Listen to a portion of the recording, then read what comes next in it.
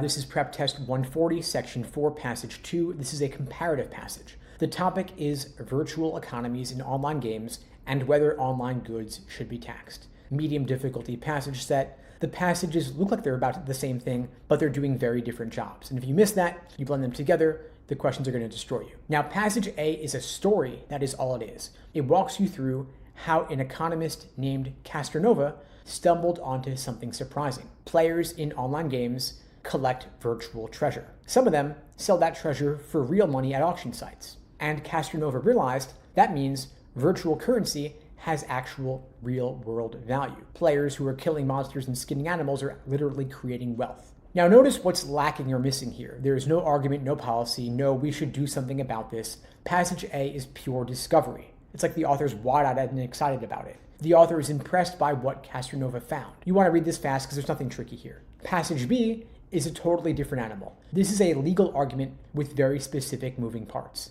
And the distinctions it draws are where the test is going to live in the questions. The first paragraph of Passage B sets up the tension. Some games ban real-world trading, others encourage it. Then the author asks a series of questions. Should virtual loot be taxed? What about trades that never leave the online world? You don't want to skim past those questions because every single one gets answered later. They are the outline for the whole argument. Now, the second paragraph is where the author expresses their opinion. In-game loot should not be taxed. In-game trades should not be taxed. And then the author gives you a specific comparison to log onto. They say virtual loot should be treated like fish being pulled from the ocean. You don't owe taxes when you catch the fish.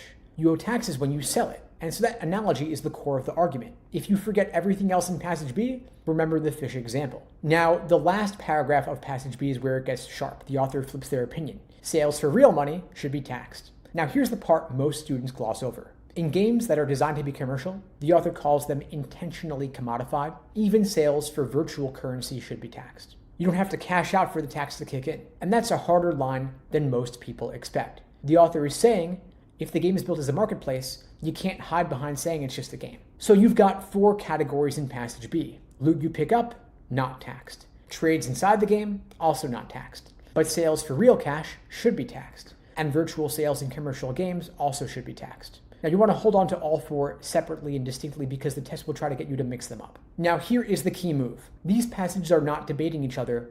Passage A builds the factual foundation. Passage B builds the policy on top of that. The relationship here is setup and response. Passage A proves virtual economies are real. Passage B takes that as settled and asks what the tax law should do about it. Now, the biggest trap is reading an argument into Passage A, because there is no argument there. Castronova makes an observation, author of Passage A reports it, and that's where they stop. So if a question asks you what the author of Passage A would think about taxing virtual goods, you're just guessing. The passage gives you nothing to work with on that. And the test writers know. You're going to want to fill that gap with something that sounds reasonable. Don't fall for it. Now, the second trap is in Passage B. Students walk away thinking the position is virtual stuff should be taxed, but that's way too simple. The whole point of Passage B is that some virtual activity should be taxed and some shouldn't. The author spent the entire passage drawing that line. If you erase that line, you miss the argument. Now, before you go on to the questions, check yourself on 3 things. First, can you name what Passage A establishes